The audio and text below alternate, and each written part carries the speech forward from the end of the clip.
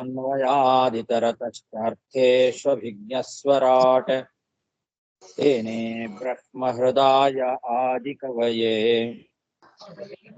मुह्यन्ति यं सूरयः तेजो वारिमृतां यथा विनिमयो यत्र त्रिसर्गो मृषा धाम्ना स्वे सदा निरस्तकुहकं सत्यं परं धीमहि सृष्टिस्थित्यप्येहानियतिदृशितमो बन्धमोक्षश्च यस्मात् तस्य श्रीब्रह्मरुद्रप्रभृतिसुरनरद्वीषशत्रुत्मकस्य विष्णोर्व्यस्ताः समस्ताः सकलगुणनिधिः सर्वदोषव्यपेतः पूर्णानन्दो व्ययो यो गुरुरपि परमः चिन्तयेतं महान्तम् यं प्रव्रजन्तमनुपेतमपेतकृत्यं द्वैपायनो विरहकातर आजुहाव पुत्रेति तन्मयतया तरवोऽपि नेदुः तं सर्वभूतहृदयं मुनिमानतोऽस्मि श्रीगुरुभ्यो नमः हरिः ओम् ಶ್ರೀಮದ್ಭಾಗವತದ ಪಂಚಮ ಸ್ಕಂಧದ 14ನೇ ಅಧ್ಯಾಯದಲ್ಲಿ ಇವತ್ತು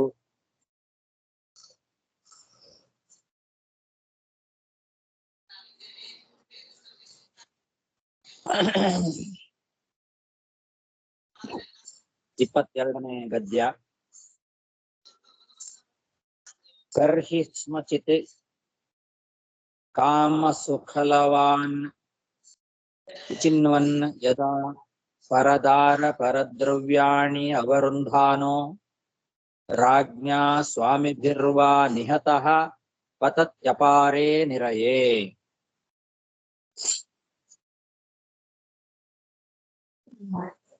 ಜಡ ಭರತ ಕಾಡಿನ ಮಾರ್ಗದಲ್ಲಿ ಸಂಚಾರವನ್ನ ಮಾಡುವ ಹಾಗೆ ಸಂಸಾರದ ಮಾರ್ಗದಲ್ಲಿ ಯಾವ ರೀತಿ ಜೀವ ದುಃಖವನ್ನ ಅನುಭವಿಸ್ತಾನೆ ಅನ್ನೋದರ ವಿವರಣೆಯನ್ನ ಮುಂದುವರಿಸ್ತಾ ಇಲ್ಲಿ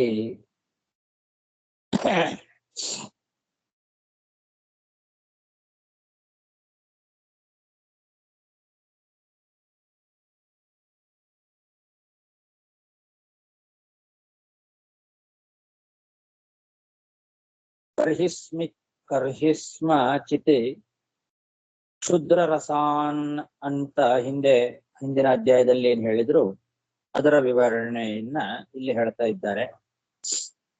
ಕೆಲವೊಮ್ಮೆ ವಿಷಯ ಸುಖ ಪದಾರ್ಥದ ಲೇಷವನ್ನ, ಅಲ್ಪವಾದ ವಿಷಯ ಪದಾರ್ಥಗಳ ಸುಖವನ್ನ ಅರಸ್ತಾ ಪರಸ್ತ್ರೀ ಪರಧನ ಮೊದಲಾದವುಗಳನ್ನ ಅಪಹಾರ ಮಾಡಬೇಕು ಅಂತ ಪ್ರಯತ್ನ ಮಾಡಿ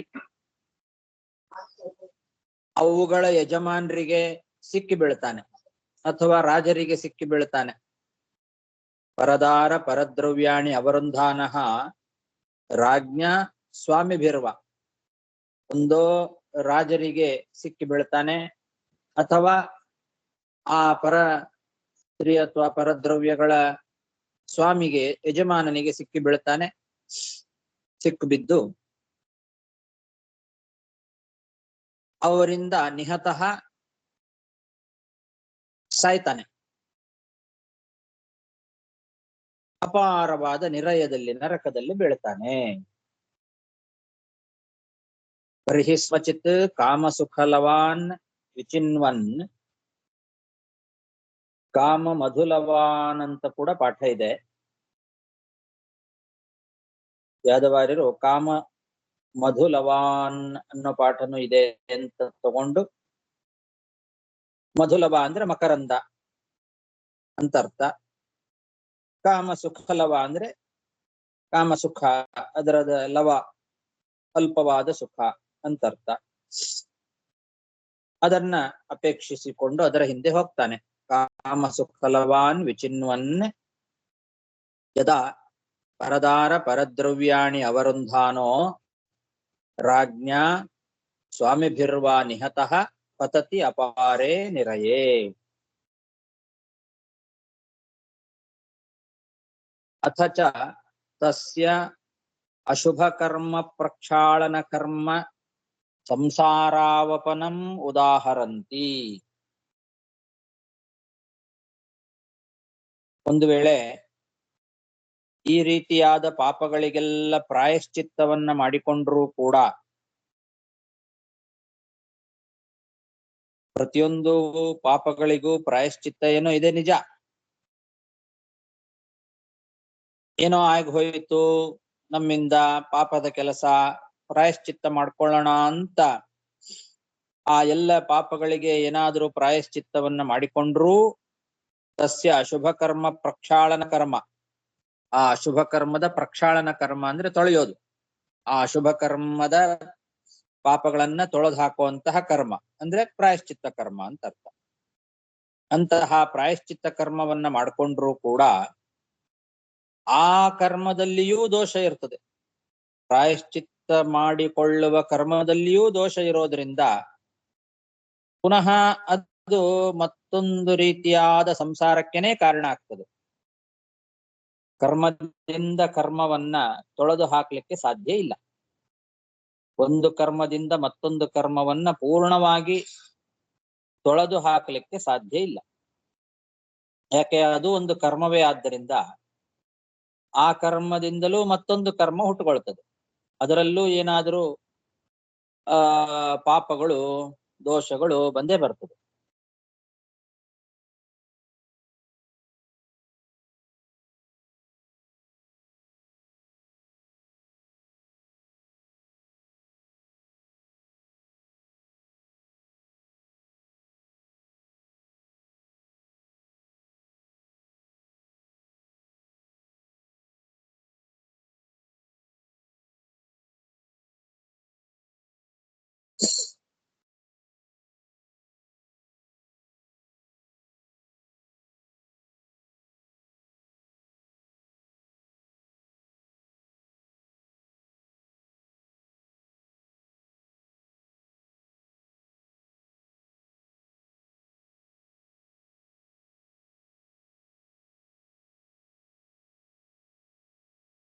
ಆಚಾರ ಒಂದು ಕೇಳಿಸುವ ಇಲ್ಲ.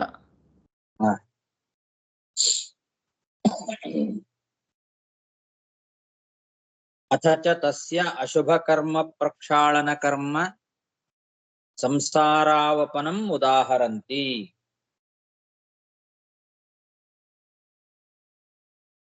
ಏನಾದರೂ ವಿಶೇಷ ವಿಚಾರ ಇದ್ದರೆ ನೋಡಿ, ವ್ಯಾಖ್ಯಾನಗಳಲ್ಲಿ ಹೇಳ್ತೇನೆ.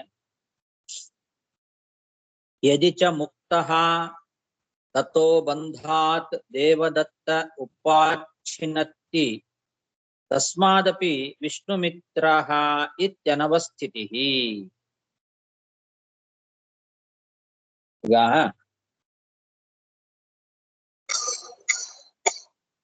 ಏನಾದರೂ ತಪ್ಪು ಕೆಲಸವನ್ನ ಮಾಡಿ ಅದನ್ನ ಮುಚ್ಚಿ ಹಾಕಲಿಕ್ಕೆ ಸುಳ್ಳು ಹೇಳೋದು, ವಂಚನೆ ಮಾಡೋದು, ಏನಾದರೂ ಒಂದು ಉಪಾಯ ಮಾಡಿ ಕಷ್ಟದಿಂದ ರಾಜರಿಂದಲೋ ಅಥವಾ ಆ ಯಜಮಾನನಿಂದಲೋ ತಪ್ಪಿಸ್ಕೊಂಡಿರ್ಬೋದು. ಹಿಂದೆ ಏನ್ ಹೇಳಿದ್ರು, ಪರದಾರ ಪರದ್ರವ್ಯಾಣಿ ಅವರುಂಧಾನೋ ರಾಜ್ಞಾ ಸ್ವಾಮಿಭಿರ್ವಾ ನಿಹತಃ ಅಂತ ಹೇಳಿದ್ರು. ರಾಜರಿಂದ ಅಥವಾ ಆ ಯಜಮಾನರಿಂದ ಸಿಕ್ಕು ಬಿದ್ದು ಅಂತ. ಅದನ್ನ ಏನಾದ್ರೂ ಮಾಡಿ ಪರಿಹಾರ ಮಾಡಿಕೊಂಡ್ರು ಕೂಡ ಅಂತ ಇಲ್ಲಿ ಹೇಳ್ತಾ ಇರೋದು. ಯದಿಚ ಮುಕ್ತಃ ತಥೋ ಬಂಧಾತ್, ಆ ಬಂಧನದಿಂದ ಮುಕ್ತನಾಗಿದ್ರು ಕೂಡ, ಅಂದ್ರೆ ನಾನು ಆ ಹಣ ಕದ್ದಿಲ್ಲ ಅಥವಾ ಅದು ನಂದೇ ಹಣ ಅಂತ ಹೀಗೇನಾದ್ರೂ ಸುಳ್ಳು ಹೇಳಿ ವಂಚನೆ ಮಾಡಿ ಕಷ್ಟದಿಂದ ಅವರನ್ನ ಮೋಸ ಮಾಡಿ ಅವರಿಂದ ತಪ್ಪಿಸ್ಕೊಳ್ಬೋದೇನೋ. ನಾನೇ ಸಂಪಾದನೆ ಮಾಡಿದ್ದಿದ್ದು, ನಂದೇ ಹಣ ಅಂತ ಹೇಳಿಯೋ ಅಥವಾ ಬೇರೆ ಇನ್ಯಾರೋ ನನಗೆ ಕೊಟ್ರು, ನಿಮ್ದಲ್ಲ ಇದು ಅಂತ ಏನೋ ಒಂದು ಹೇಳಿ ಸುಳ್ಳು ಹೇಳಿಯೋ ಮೋಸ ಮಾಡಿಯೋ ಕಷ್ಟದಿಂದ ಅದು ಕೂಡ ಅವರಿಂದ ವಧೆಯನ್ನ ತಪ್ಪಿಸ್ಕೊಂಡ್ರು ಕೂಡ, ರಾಜರಿಂದನೋ ಯಜಮಾನರಿಂದನೋ ವಧೆಯನ್ನ ತಪ್ಪಿಸ್ಕೊಂಡ್ರು ಕೂಡ ಅವನು ಏನು ಈ ಅನ್ಯಾಯದಿಂದ ಸಂಪಾದನೆ ಮಾಡಿರ್ತಾನೆ ಹಣವನ್ನ, ಅವನು ಅದನ್ನ ಮತ್ತೊಬ್ಬ ಮನುಷ್ಯ ಅಪಹಾರ ಮಾಡ್ತಾನೆ. ಇದು ಅವನಿಗೆ ದಕ್ಕೋದಿಲ್ಲ.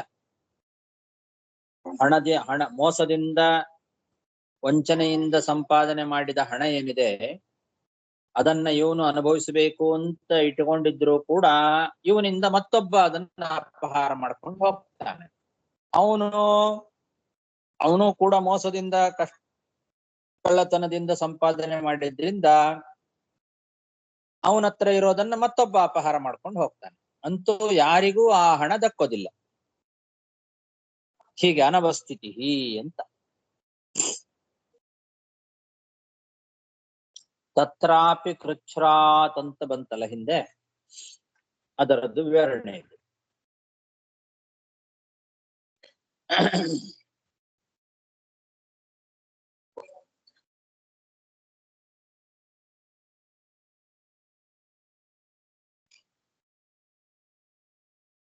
ತತ್ರಾಪಿ ಕೃಚ್ಛ್ರಾತ್ ಪ್ರತಿಲಬ್ಧಮನ್ಯೇ ಬಲಾದ್ ವಿಲುಂಪಂತ್ಯಥತಂ ತಥೋನ್ಯೇ ಅಂತ 10ನೇ ಶ್ಲೋಕ. ಅದರ ಅಭಿಪ್ರಾಯ, ಅದನ್ನ ಪ್ರಯತ್ನ ಪಟ್ಟು ಅಲ್ಲಿ ಜೇನನ್ನ ಕಷ್ಟಪಟ್ಟು ಸಂಪಾದನೆ ಮಾಡ್ತಾನೆ. ಆ ಜೇನು ಹುಳದಿಂದ ಕಡಿಸ್ಕೊಂಡು ಆದರೂ ಅದನ್ನ ತಗೊಂಡು ಹೋಗುವಾಗ ಮತ್ತೊಬ್ಬರು ಅದನ್ನ ಅಪಹಾರ ಮಾಡ್ಕೊಂಡು ಹೋಗ್ತಾರೆ ಅಂತ. ಹಾಗೆ ಇಲ್ಲೂ ಕೂಡ ಯದಿ ಚ ಮುಕ್ತಃ ತಥೋ ಬಂಧಾತ್ ದೇವದತ್ತಃ ಉಪಾಚ್ಛಿನ್ನತ್ತಿ ತಸ್ಮಾದಪಿ ವಿಷ್ಣುಮಿತ್ರಃ ಇತಿ ಅನವಸ್ಥಿತಿ. ದೇವದತ್ತ ವಿಷ್ಣುಮಿತ್ರ ಅಂತ ಅನ್ನೋದು ಹೆಸರುಗಳು, ಸುಮ್ಮನೆ ಎಕ್ಸಾಂಪಲ್ಗೆ ತಗೊಂಡಿರೋದು ಹೆಸರುಗಳು. ಒಬ್ಬ ದೇವದತ್ತ ಅನ್ನೋನು ಈ ಬಂಧನದಿಂದ ಮುಕ್ತನಾದರೂ ಕೂಡ ವಿಷ್ಣುಮಿತ್ರ ಅಂತ ಅನ್ನೋನು ಇನ್ನೊಬ್ಬ ಬಂದು ಇವನಿಂದ ಅಪಹಾರ ಮಾಡ್ಕೊಂಡು ಹೋಗ್ತಾನೆ. ಅವನಿಂದ ಇನ್ನೊಬ್ಬ ವಿಷ್ಣುದತ್ತ ಅಂತ ಅನ್ನೋನು ಅವನು ಬಂದು ಅಪಹಾರ ಮಾಡ್ಕೊಂಡು ಹೋಗ್ತಾನೆ. ಹೀಗೆ ಅಂತೂ ಯಾರಿಗೂ ದಕ್ಕೋದಿಲ್ಲ.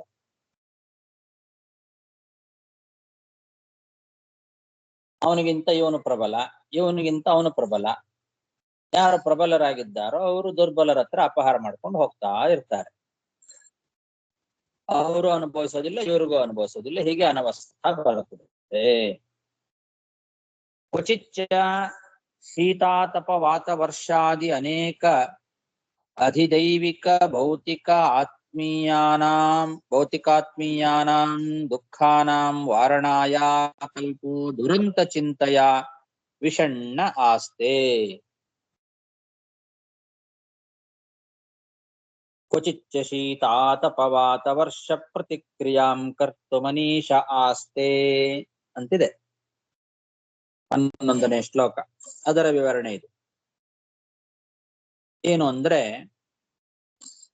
ಕೆಲವೊಮ್ಮೆ ಚಳಿ, ಬಿಸಿಲು, ಗಾಳಿ, ಮಳೆ ಮೊದಲಾದಂತಹ ಅನೇಕ ವಿಧವಾದ ಆದಿದೈವಿಕ ತಾಪಗಳು, ಆದಿಭೌತಿಕ ತಾಪಗಳು, ಆಧ್ಯಾತ್ಮಿಕ ತಾಪಗಳು, ಅವುಗಳನ್ನ ನಿವಾರಣೆ ಮಾಡಿಕೊಳ್ಳಿಕ್ಕಾಗದೆ ತುಂಬಾ ಕಷ್ಟಪಡ್ತಾನೆ. ದೊಡ್ಡ ಚಿಂತೆ,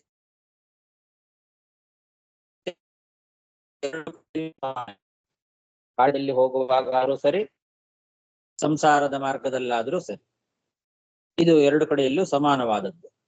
ಚಳಿ, ಮಳೆ ಇವೇ ಮೊದಲಾದಂತಹ ತಾಪಗಳು, ತಾಪತ್ರಯಗಳು,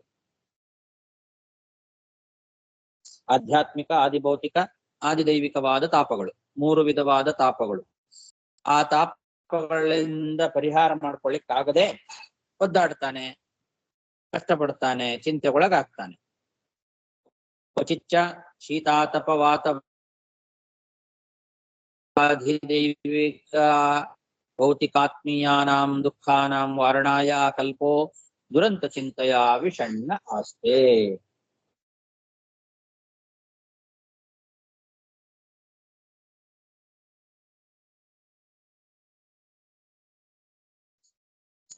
ವಾರಣಾಯ ಅಕಲ್ಪ, ಅಸಮರ್ಥನಾಗ್ತಾನೆ. ವಾರಣ ಅಂತಂದ್ರೆ ಅದನ್ನ ದುಃಖಗಳನ್ನ ಪರಿಹಾರ ಮಾಡ್ಕೊಳ್ಳೋದು. ಆ ದುಃಖಾನಾಂ ವಾರಣಾಯ, ದುಃಖಗಳ ವಾರಣೆ ಮಾಡ್ಕೊಳ್ಳಿಕ್ಕೆ ಅಕಲ್ಪ, ಅಸಮರ್ಥನಾಗ್ತಾನೆ. ತನ್ನ ಸಾಮರ್ಥ್ಯಕ್ಕೂ ಮೀರಿ ತಾಪತ್ರಯಗಳು ಬರ್ತಾವೆ.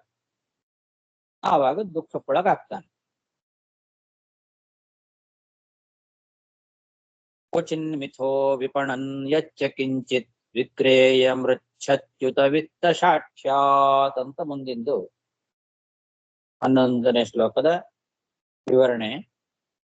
ಕ್ವಚಿನ್ ಮಿಥೋ ಅಭ್ಯೇತ್ಯ ವಿಪಣಿಕಃ ಕಾಕಣಿಕಾ ಮಾತ್ರಮಪ್ಯಪಹರತಿ ಕಿಂಚಿಚ್ಚ ವಿದ್ವೇಷಮುಪಯಾತಿ ವಿತ್ತ ಸಾಕ್ಷ್ಯೇನ. ಕೆಲವೊಮ್ಮೆ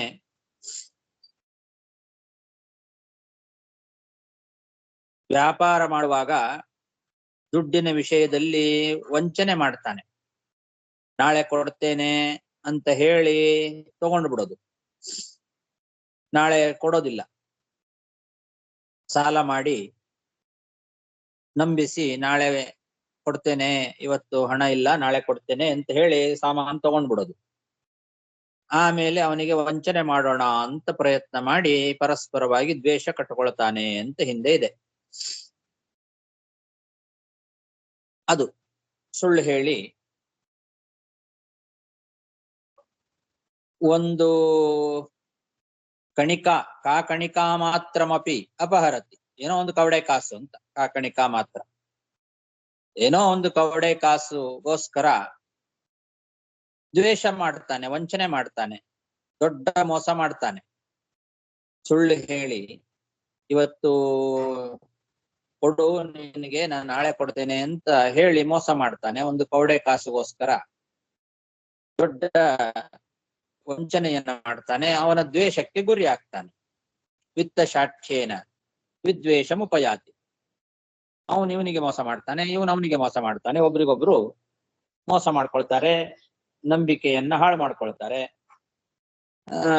ಅವನು ಇವನಿಗೆ ದ್ವೇಷ ಮಾಡ್ಲಿಕ್ಕೆ ಪ್ರಾರಂಭ ಮಾಡ್ತಾನೆ, ಇವನು ಅವನಿಗೆ ದ್ವೇಷ ಮಾಡ್ಲಿಕ್ಕೆ ಪ್ರಾರಂಭ ಮಾಡ್ತಾನೆ. ಹೀಗೆ ಪರಸ್ಪರವಾಗಿ ಮಿತಃ ಅಂದ್ರೆ ಪರಸ್ಪರವಾಗಿ ದ್ವೇಷವನ್ನ ಕಟ್ಟಿಕೊಳ್ತಾರೆ ಒಬ್ರಿಗೊಬ್ರು ಅಂತ. ಇದು ಕೂಡ ಎರಡು ಕಡೆಯಲ್ಲೂ ಸಮಾನ.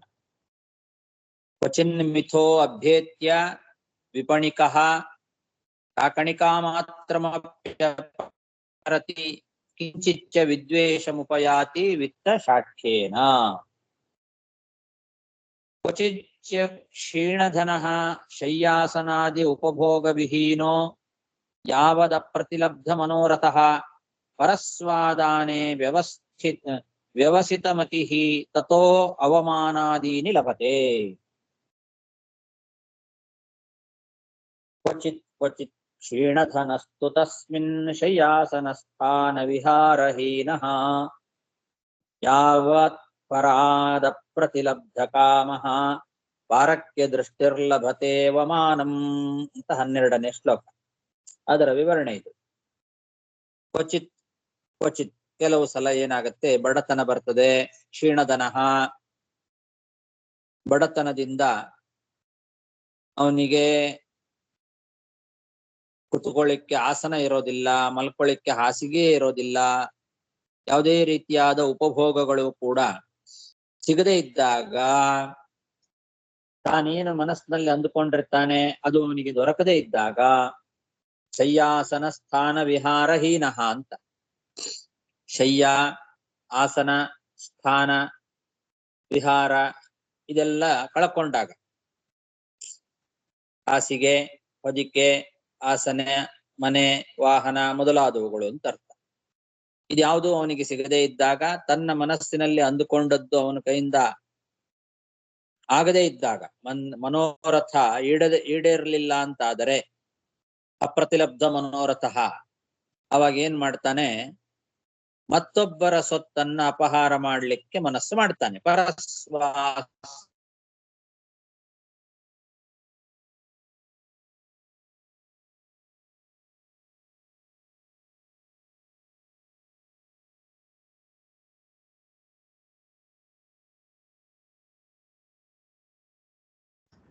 ಒಂದು ಕೇಳಲಾಚಾರ ಆದ್ರೆ ನಿಮ್ಮ ಮಾತು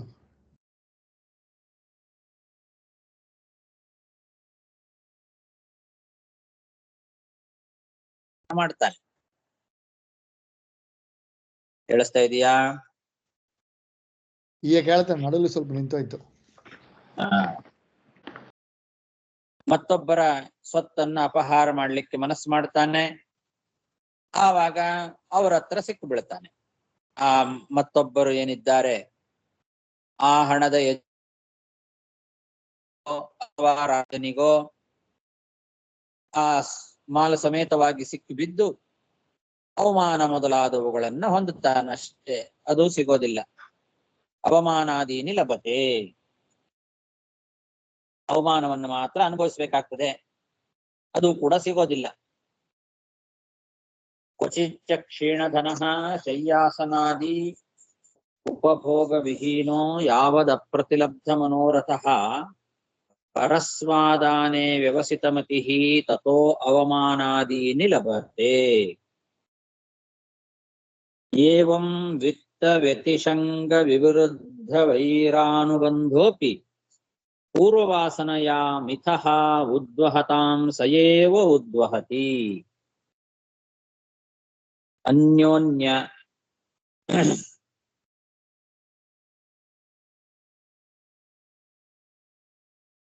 ವಿತ್ತಸ್ಯ ಅಂತ ಅಲ್ಲಿ ಬಂದಿದೆ.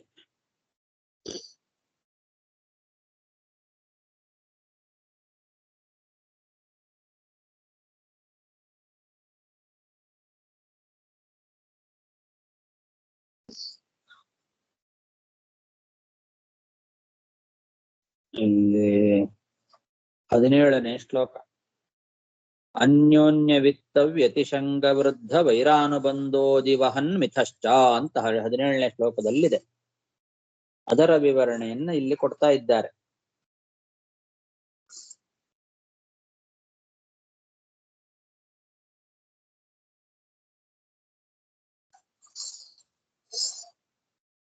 ಅದರ ಮಧ್ಯದಲ್ಲಿ 1, 2, 3, 4 ಶ್ಲೋಕಗಳಿದೆ. ಅನ್ಯೋನ್ಯ ವಿತ್ತ ವ್ಯತಿಶಂಗ ವೃದ್ಧ ವೈರಾನುಬಂಧೋದಿವಹನ್ ಮಿಥಶ್ಚ ಅಂತ ಅನ್ಯೋನ್ಯವಾಗಿ ಅದರ ವಿವರಣೆ ಇದು. ಏವಂ ವಿತ್ತ ವ್ಯತಿಶಂಗ ವಿವೃದ್ಧ ವೈರಾನುಬಂಧೋಪಿ, ಹಣದ ವ್ಯವಹಾರದಲ್ಲಿ, ಯಾಕೆಂದ್ರೆ ಅದಕ್ಕೆ ಸಂಬಂಧಪಟ್ಟದ್ದು, ಅದಕ್ಕೆ ಅದನ್ನ ಒಟ್ಟಿಗೆ ಇಲ್ಲಿ ಸೇರಿಸಿದ್ದಾರೆ. ಹಣದ ವ್ಯವಹಾರದಲ್ಲಿ ಅವನು ಇವನಿಗೆ, ಇವನು ಅವನಿಗೆ ವೈರ ಕಟ್ಟಿಕೊಂಡ್ರು. ಇವತ್ತು ಕೊಡ್ತೇನೆ ನಾಳೆ ಕೊಡ್ತೇನೆ ಅಂತ ಹೇಳಿ ಒಬ್ಬರಿಗೊಬ್ರು ದ್ವೇಷ ಬೆಳೆಸ್ಕೊಂಡ್ರು. ಆದರೂ ಕೂಡ ಏನೋ ಒಂದು ಹಿಂದಿನ ಸಂಸ್ಕಾರದ ಬಲದಿಂದ ಮತ್ತೆ ವ್ಯವಹಾರಕ್ಕೆ ಬರ್ತಾರೆ. ಸಂಸಾರದಲ್ಲಿ ಯಾರಿಗೂ ಪೂರ್ಣವಾಗಿ ನಂಬಿಕೆ ಅಂತ ಇರೋದಿಲ್ಲ. ಆದರೂ ಅವನಿಗೆ ಇವನು ಬೇಕು, ಇವನು ಅವನಿಗೆ ಬೇಕು ಸಂಸಾರ ನಡೆಸ್ಲಿಕ್ಕೆ. ಹಾಗಾಗಿ ಇವನು ಇವತ್ತು ದುಡ್ಡು ಕೊಟ್ರೆ ನಾಳೆ ಕೊಡ್ತಾನೋ ಇಲ್ಲೋ, ಮೋಸ ಮಾಡ್ತಾನೆ ಅಂತ ಗೊತ್ತಿದ್ರು, ಮೋಸ ಮಾಡಿಸ್ಕೊಂಡಿದ್ರು ಕೂಡ ಮತ್ತು ಅವನ ಜೊತೆಯಲ್ಲೇ ವ್ಯವಹಾರ ಮಾಡ್ತಾನೆ. ಇವನು ಮತ್ತವನ ಹತ್ರನೇ ಹೋಗ್ತಾನೆ. ಒಬ್ರಿಗೊಬ್ರಿಗೆ ವ್ಯವಹಾರದಲ್ಲಿ ವೈರ ಇದ್ರೂ ಕೂಡ ಪೂರ್ವವಾಸನೆಯ ಮಿತಃ ಉದ್ವಹತಾಂ ಸಯೇವ ಉದ್ವಹತಿ. ಹಿಂದಿನ ಸಂಸ್ಕಾರದಿಂದ, ಅಂದ್ರೆ ಅವರು ಒಟ್ಟಿಗೆ ವ್ಯವಹಾರ ಮಾಡ್ಕೊಂಡು ಬಂದಿರ್ತಾರೆ, ಅವ್ರ ಹತ್ರನೇ ವ್ಯವಹಾರ ಮಾಡ್ತಾನೆ ಮತ್ತೂ ಕೂಡ ಅಂತರ್ಥ. ಏವಂ ವಿತ್ತ ವ್ಯತಿಶಂಗ ವಿವೃದ್ಧ ವೈರಾನುಬಂಧೋಪಿ ಪೂರ್ವವಾಸನೆಯ ಮಿತಃ ಉದ್ವಹತಾಂ ಸಯೇವ ಉದ್ವಹತಿ. ಕ್ವಚಿತ್ ದೇವಮಾಯಯ ಸ್ತ್ರಿಯಾ ಭುಜಲತೋಪಗೂಢಃ ಪ್ರಸ್ಕನ್ನ ವಿವೇಕ ವಿಜ್ಞಾನಃ ತದ್ವಿಹಾರ ಗೃಹಾರಂಭಾನ್ ಕುರ್ವನ್ ತದಾಶ್ರಯಾಸಕ್ತಃ ಸುತ ದುಹಿತೃ ಕಳ ಭಾಷಿತಾವಲೋಕ ವಿಚೇಷ್ಟಿತಾಪಹೃತ ಹೃದಯಃ ಆತ್ಮಾನಂ ಅಜಿತಾತ್ಮಾ ಅಪಾರೇ ಅಂಧೇ ತಮಸಿ ಪ್ರಹಿಣೋತಿ. ಆಚೆ ಇದಕ್ಕೆ ಮುಂಚೆ 2 ಶ್ಲೋಕ ಇದೆ ನಮ್ಮ ಪುಸ್ತಕದಲ್ಲಿ.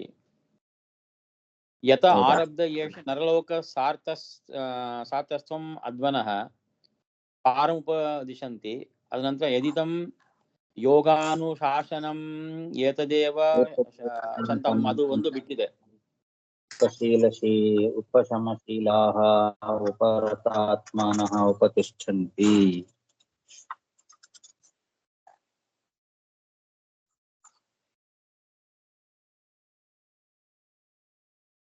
ಆಮೇಲೆ ಕ್ವಚಿತ್ ದೇವಮಾಯೆಯ ಸ್ತ್ರೀಯ ಭುಜಲತೋಪಗೂಢ ಅಂತ ಯದಾತುದೀಶ್ವರಸ್ಯ ಯದಾತು ಆದೀತಿ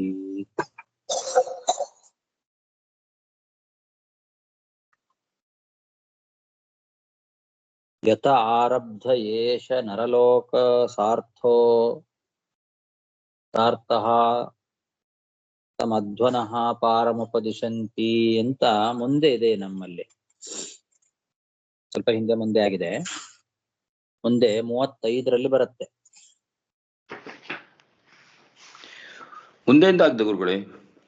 35ರಲ್ಲಿದೆ 35 ಏವಂ ಅಲ್ವಾ? 35 ಆಗಿದೆ.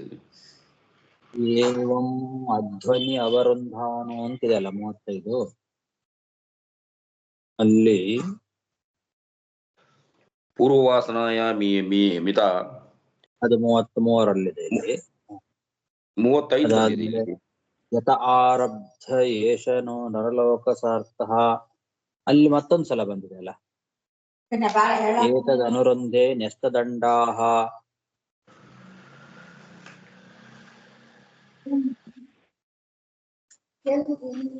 ಅದಿಲ್ಲ. ನ್ಯಸ್ತದಂಡಾವರುಂಧೆ ಶಂತಮಂ ನವಾ ಏತದನುರುಂಧೆ ನ್ಯಸ್ತದಂಡಾಹ ಶಾಂತಿಮಂತಃ. 38ನೇ ಶ್ಲೋಕದಲ್ಲಿ ಬಂದಿದೆ ಆಚಾರ, ರೈಟ್? ಅದೇ 37ರಲ್ಲಿ ಅಲ್ಲಿ ಒಂದ್ಸಲ ಬಂದಿದೆ. ಯತ ಆರಬ್ಧ ಏಷ ನರಲೋಕ ಸಾರ್ಥಃ ಯಮಧ್ವನಃ ಅಲ್ಲಿ ತಮಧ್ವನಃ ಪಾರಮುಪದಿಶಂತಿ ಅಂತಿದೆ. ಯಮಧ್ವನಃ ಪಾರಮುಪದಿಶಂತಿ ಯಜಿದಂ ನಮ್ಮಲ್ಲಿ 38 ಲೋಕಾನುಶಾಸನಂ ನಾಮ ಶಂತಮಂ ತೇ ಉಪಶಮಶೀಲಾಹ ಅಂತಿದೆ ಇಲ್ಲಿ. ಅಲ್ಲಿ ನವಾಯೇತದ ಅನುರುಂಧೆ ಅಂತ ಅಷ್ಟೇ ಇದೆ. 37 ಗುರುಗಳಿದು. ಹೌದು, ಆಕ್ಚುಲಿ ಒಂದು ಅದು ಏತಸ್ಮಿನ್ ಸಂಸಾರ ಬಂದಿನಿ ಅದು ಏತದೇವ ಶಂತಮಮ್ಯ ಉಪಶಮಶೀಲ ಅಲ್ಲಿ ಇಲ್ಲ. 37 ಅಲ್ಲಿ ಇಲ್ಲ. ಅದು ಬಿಟ್ಟು ಉಳಿದದ್ದೆಲ್ಲ ಇದೆ ಅಲ್ಲೇ ಇದೆ. ಹಾಗಾಗಿ ಹಿಂದೆ ಮುಂದೆ ಆಗಿದೆ ಮೂಲ. ಇಲ್ಲ, ಅಲ್ಲಿ 2 ಸಲ ಬಂದಿದೆ. ಅಲ್ಲಿಯೂ ಆ ಶ್ಲೋಕದಲ್ಲೂ ಇದೆ, ಆ ಪುಸ್ತಕದಲ್ಲೂ ಕೂಡ ಇದು ಮತ್ತೊಂದ್ಸಲ ಬಂದಿದೆ. 37ರಲ್ಲಿ ಮತ್ತೊಂದ್ಸಲ ಬಂದಿದೆ. ಇಲ್ಲಿದ್ದದ್ದೇ ಮತ್ತೊಂದ್ಸಲ ಬಂದಿದೆ. ಮಧ್ಯದಲ್ಲಿ ಆ 2 ಪದ ಇಲ್ಲ ಅಷ್ಟೇ.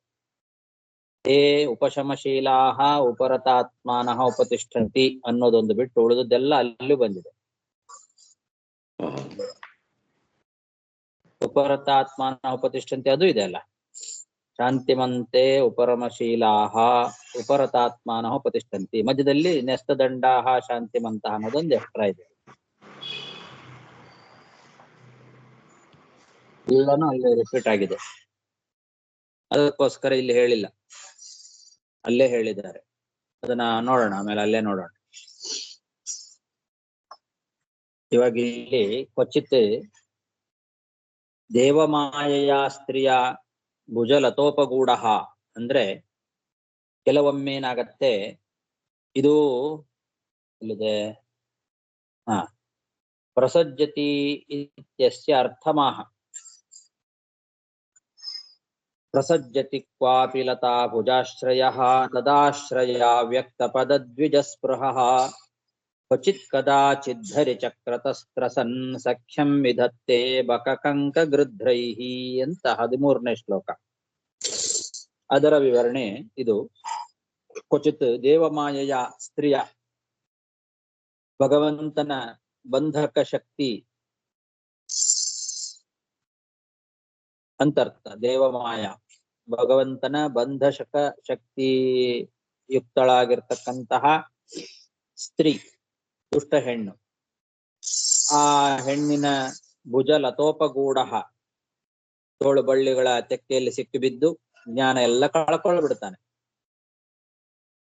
ಪ್ರಸ್ಕನ್ನ ವಿವೇಕ ವಿಜ್ಞಾನ, ಎಲ್ಲ ವಿವೇಕ ವಿಜ್ಞಾನವನ್ನೆಲ್ಲ ಕಳ್ಕೊಂಡು ಬಿಡ್ತಾನೆ. ಅವಳ ಜೊತೆಯಲ್ಲಿ ವಿಹಾರ ಮಾಡ್ತಾ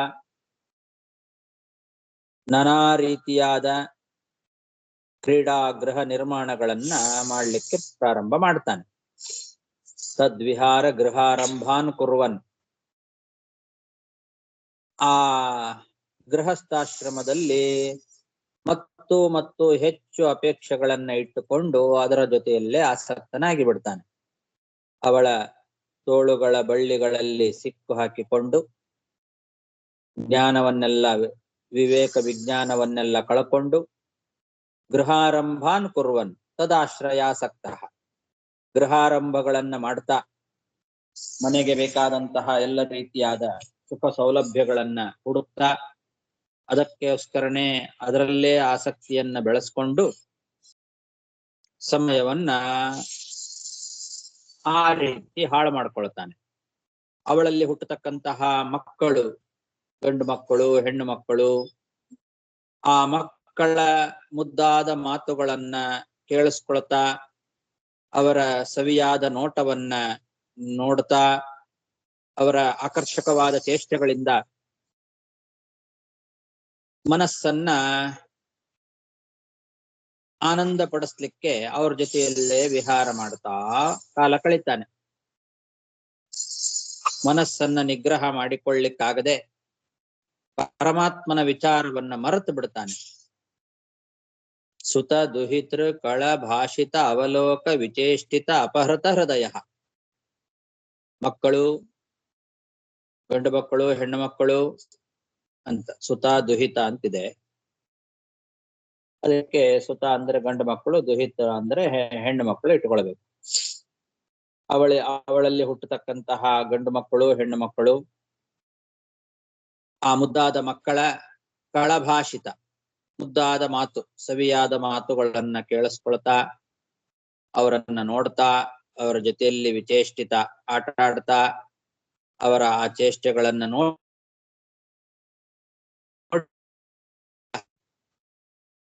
ಇಟ್ಟು ಬಿಡುತ್ತಾನೆ. ಮಕ್ಕಳ ಜೊತೆಗೆ, ಮೊಮ್ಮಕ್ಕಳ ಜೊತೆಗೆ ಅವರ ಮಾತುಗಳನ್ನ ಕೇಳಿಸ್ಕೊಳ್ತಾ ನೋಡ್ತಾ ಆಟ ಆಡ್ತಾ ಕಾಲ ಕಳೀತಾ ಇರ್ತಾನೆ. ಭಗವಂತನನ್ನ ಮರೆತೇ ಬಿಡ್ತಾನೆ. ಭಗವಂತನ ವಿಚಾರಗಳನ್ನ ಮರೆತು ನರಕ ಭಾಗಿ ಆಗ್ತಾನೆ ಕೊನೆಗೆ.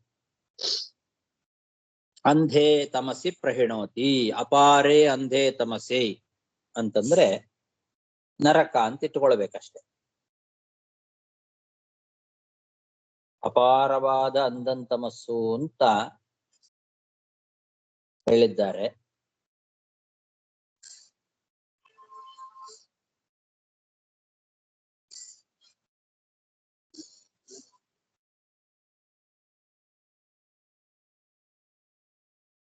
ಇದೆಲ್ಲ ಅಂಧಂತಮಸ್ಸಿಗೆ ಕಾರಣವಾದಂತಹ ಪಾಪ ಅಲ್ಲ,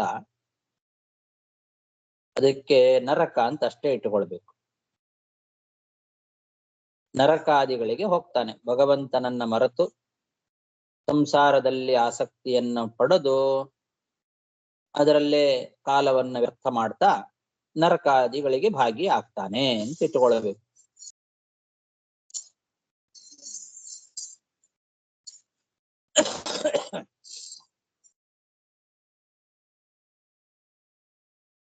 ಅಂಧೇ ತಮಸಿ ಪ್ರಹಿಣೋತಿ, ಪ್ರಾಹಿಣೋತಿ, ಗಮಯತಿ ಅಂತ ಬರೀತಾರೆ. ಆತ್ಮಾನಂ ಅಂಧೇ ತಮಸಿ ಪ್ರಹಿಣೋತಿ ಅಂತ ವಿಜಯಧ್ವಜ ತೀರ್ಥರು ಅಲ್ಲಿದ್ದದ್ದನ್ನು ಹಾಗೆ ಬರೆದಿದ್ದಾರೆ. ತನ್ನನ್ನ ಅಂಧ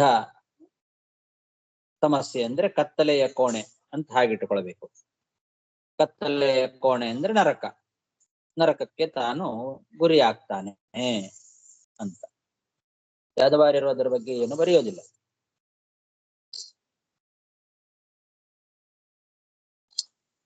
ಹಾಗಾಗಿ ನರಕ ಭಾಗಿ ಆಗ್ತಾನೆ.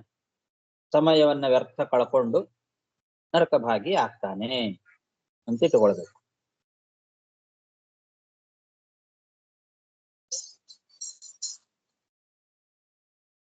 ಕ್ವಾಪಿ ದೇವಮಾಯೆಯ ಸ್ತ್ರೀಯ, ಕ್ವಾಪಿ ಅಂತಿದ್ರೆ ಇಲ್ಲಿ ಕ್ವಚಿತ್ ಅಂತ ಇದೆ, ಸ್ವಲ್ಪ ಪಾಠ ವ್ಯತ್ಯಾಸ ಇದೆ. ಕ್ವಾಪಿ ಅಂತಾನೆ ಎರಡೂ ಕೊಡಗು ತಗೊಂಡಿದ್ದಾರೆ. ಕ್ವಾಪಿ ದೇವಮಾಯಯಾ ಸ್ತ್ರಿಯ ಭುಜಲತೋಪಗೂಢಃ ಪ್ರಸ್ಕನ್ನ ವಿವೇಕ ವಿಜ್ಞಾನಃ ತದ್ವಿಹಾರ ಗೃಹಾರಂಭಾನ್ ಕುರ್ವನ್ ತದಾಶ್ರಯಾಸಕ್ತಃ ಸುತ ದುಹಿತೃ ಕಳಭಾಷಿತಾವಲೋಕ ವಿಚೇಷ್ಟಿತಾಪಹೃತ ಹೃದಯಃ ಆತ್ಮಾನಂ ಅಜಿತಾತ್ಮಾ ಅಪಾರೇ ಅಂಧೇ ತಮಸಿ ಪ್ರಹಿಣೋತಿ. ಆಚಾರ್ಯ ಇಲ್ಲಿ ದ್ವಿಜಸ್ಯ ಪದಂನ ಒಂದು ಪ್ರಕಾಶಕಾಲ ಹೇಳ್ತಾರೆ. ಇದು ಇಲ್ಲಿ ದ್ವಿಜಸ ಒಂದು ಎಲ್ಲಿ ಇದು ಹೇಗೆ ಅರ್ಥ ಆಗಿಲ್ಲ ಆಚಾರ್ಯ. ದ್ವಿಜಸ್ಯ ದ್ವಿಶಬ್ದೇನ ಅದೆಲ್ಲ ಹಾಕಿದ್ದಾರೆ. ದ್ವಿಜ ಬಂದು ಇಲ್ಲಿ ಏನು ಕಾಂಟೆಕ್ಸ್ಟ್ ಬರ್ತೀನಿ ಅರ್ಥ ಆಗ್ತಾ ಇಲ್ಲ. ಪ್ರಕಾಶಿಕ ಅಲ್ಲಿ ಕೊಟ್ಟಿದ್ದಾರೆ. ಪ್ರಕಾಶಿಕದಲ್ಲ, ದ್ವಿಜ ಶಬ್ದೇನ ಸೂಚಿತಾರ್ಥ ಪ್ರದರ್ಶನಂ ಅಂತಿದಲ್ಲ ಅದಾ? ಹೌದು, ಅದಕ್ಕೆ ಮುಂಚೆ ಕೂಡ ಬರುತ್ತೆ. ಅದರಲ್ಲಿ ಒಂದು ಲೈನ್ ಮುಂಚೆ ದ್ವಿಜಸ್ಯ ಯದ್ ಅವ್ಯಕ್ತ ಪದಂ ತದ್ ಆಶ್ರಯ ಇತಿ ಅಸ್ಯ ಅಭಿಪ್ರಾಯ ಆಹನ್ ಹಾಕಿದ್ದಾರೆ. ಅದು ಏನು ಅರ್ಥ ಆಗಿಲ್ಲ. ಅದೇ ಹಿಂದಿನ ಅಧ್ಯಾಯದಲ್ಲಿ 13ನೇ ಶ್ಲೋಕದಲ್ಲಿ ಇದಲ್ಲ, ಪ್ರಸಜ್ಜತಿ ಕ್ವಾಪಿ ಲತಾ ಭುಜಾಶ್ರಯಃ ತದಾಶ್ರಯ ವ್ಯಕ್ತ ಪದ ದ್ವಿಜ ಸ್ಪೃಹ ಅಂತಿದೆ ಅಲ್ಲಿ. ಅದರ ವಿವರಣೆ ಅಂತ ಅರ್ಥ. ದ್ವಿಜ ಸೂಚಿತವಾದ ಅರ್ಥ ಅಲ್ಲಿ ದ್ವಿಜ ಅನ್ನೋ ಶಬ್ದದಿಂದ ಸೂಚಿತವಾದ ಅರ್ಥವನ್ನ ಇಲ್ಲಿ ಸುತಾದ ಅಂತ ವಿವರಣೆ ಕೊಟ್ಟಿದ್ದಾನೆ. Okay okay okay. ದ್ವಿಜಸ್ಯ ಕುಲೇ ಜಾತೋಪಿ ಕೇಶಃ. Okay okay. ಅಲ್ಲಿ ದ್ವಿಜ ಅಂದರೆ ಹಕ್ಕಿಗಳು.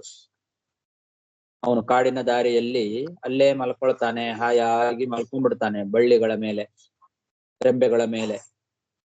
ತನ್ನ ಕೆಲಸವನ್ನೇ ಮರ್ತು ಬಿಡ್ತಾನೆ, ಯಾಕೆ ಬಂದಿದ್ದೇನೆ ಅನ್ನೋ ಕೆಲಸವನ್ನೇ ಮರೆತು ಅಲ್ಲೇ ಮರಗಳ ಬಳ್ಳಿಗಳ ರೆಂಬೆಗಳನ್ನ ಹಾಸಿ ಅದ್ರ ಮೇಲೆ ಹಾಯಾಗಿ ಮಲ್ಕೊಳ್ತಾನೆ. ಅಲ್ಲಿ ದ್ವಿಜ ಸ್ಪೃಹ ಅಂದ್ರೆ ಹಕ್ಕಿಗಳ ಮಧುರವಾದ ಧ್ವನಿಗೆ ತಲ್ಲೀನಾಗಿ ಬಿಡ್ತಾನೆ. ಅದರ ಅಭಿಪ್ರಾಯ. ದ್ವಿಜ ಅಂತಂದ್ರೆ ಇಲ್ಲಿ ಮಕ್ಕಳು, ಸುತ ದುಹಿತೃ ಕಳಭಾಷಿತ, ಮಕ್ಕಳು ಮೊಮ್ಮಕ್ಕಳು, ಅವರ ಮುದ್ದಾದ ಮಾತುಗಳು, ಅದರಲ್ಲೇ ತಲ್ಲೀನ ಆಗಿ ಬಿಡ್ತಾನೆ ಅಂತ ಅದರ ಅಭಿಪ್ರಾಯವನ್ನ ತಿಳಿಸಿದ್ದಾರೆ ಅಂತ ಅರ್ಥ. ಹರಿಚಕ್ರತ ಸಖ್ಯಂ ವಿದತ್ತೆ ಬಕ ಕಂಕ ಗೃಧ್ರೈಹಿ.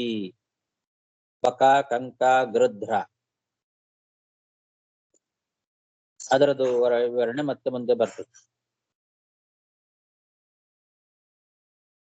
ಮುಂದಿನ ಇದರಲ್ಲಿ ಅದರದ್ದು ವಿವರಣೆ ಹೇಳ್ತಾರೆ. ಇಲ್ಲಿ ಶ್ಲೋಕದ ಅರ್ಧ ಶ್ಲೋಕ ವಿವರಣೆ ಇಲ್ಲಿವರೆಗೂ ಆಯ್ತು.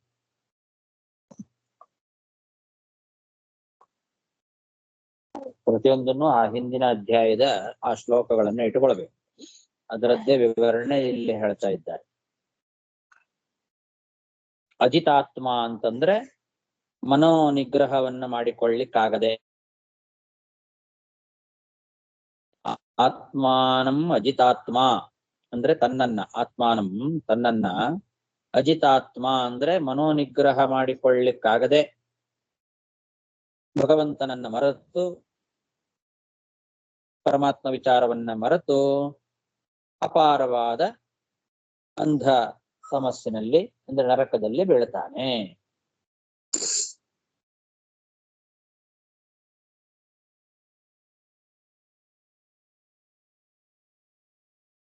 ಸಾಕು. ಶ್ರೀಕೃಷ್ಣಾರ್ಪಣಮಸ್ತು. ನಮಸ್ಕಾರ ಗುರು.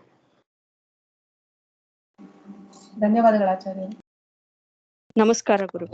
ಓಕೆ ಆಚಾರ್ಯ. ಇಲ್ಲಿ ಪದರಾತ್ಮಲ್ಲಿ ಬಂದು ದ್ವಿಜಸ್ಯ ಕುಲೆ, ಅದು ಇವಂದು ಅವನು ಬ್ರಾಹ್ಮಣನ ಇದ್ರೂ ಕೂಡ ಒಂದು ಈ ದುಸ್ಸಂಗದಿಂದ ಒಂದು ಅವನಿಗೆ ಬಂದ ನಾಲೆಜ್ ಒಂದು ಜ್ಞಾನ ಎಲ್ಲ ಹೋಗಿಬಿಡುತ್ತೆ ಕೂಡ ಅವ್ರ ಅರ್ಥ ಬಹುದಲ್ವಾ? ಎರಡನೇ ಅರ್ಥ ಬರೆದಿದ್ದಾರೆ. ಇನ್ನು ಆ ರೀತಿ ಅರ್ಥನೂ ಇಟ್ಟುಕೊಳ್ಳಬಹುದು ಅಂತ. ನಮಸ್ಕಾರ ಆಚಾರ್ಯ. ಯಾರು ಇವ್ರು ಬರ್ದಿದಾರ? ಪದರತ್ನಾವಳಿ ದ್ವಿಜಸ್ಯ ಕುಲೆ ಜಾತಿ ಅದು ಏಕಾಲ್ತಿಂದ ಬರ್ದಿದ್ದಾರೆ. ಹೌದೌದೇ ಶ್ರೀ ಜನ. Okay okay. ಪ್ರಭವತಿ ಮನಸ್ಸಿ ವಿವೇಕೋ ವಿದುಷಾಮಪಿ, ಅವ್ರು ವಿದುಷರು ಇದ್ರು ಕೂಡ ಬಂದು ಶಾಸ್ತ್ರ ಸಂಭವಸ್ತಾತ್ ನಿಪತಂತಿ. Okay okay. ವಿದ್ವಾಂಸರಾಗಿದ್ರು ಕೂಡ ಸ್ತ್ರೀಜನಾಶ್ರಯತ್ವಾತ್ ಪ್ರಭವತಿ ಮನಸ್ಸಿ ವಿವೇಕ, ಅದು ಈ ಶಬ್ದದಿಂದ ಸೂಚಿತ ಅಂತ ಬರೀತಾರೆ. Okay okay. ಅಂತಹ ಓದಿದ ವಿದ್ವಾಂಸರಾಗಿದ್ರೂ ಕೂಡ ಸ್ತ್ರೀ ಜನಾಶ್ರಯರಾಗಿ ಬಿಟ್ರೆ ಅವರು ಕೂಡ ಈ ರೀತಿ ಭಗವಂತನನ್ನ ಮರೆತು ಬಿಡ್ತಾರೆ ಅಂತ ಅನ್ನೋದು ಪ್ರಸಿದ್ಧವೇ ಆಗಿದೆ. ಓಕೆ.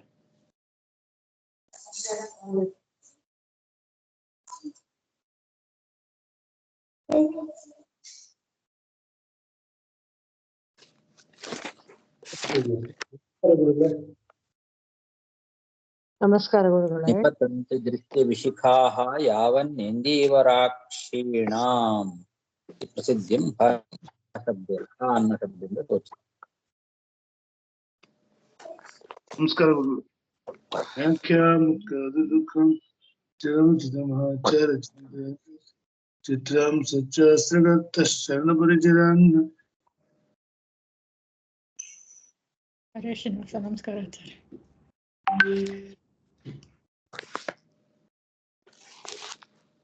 ನಮಸ್ಕಾರ. ಹರೇ ನಮಃ.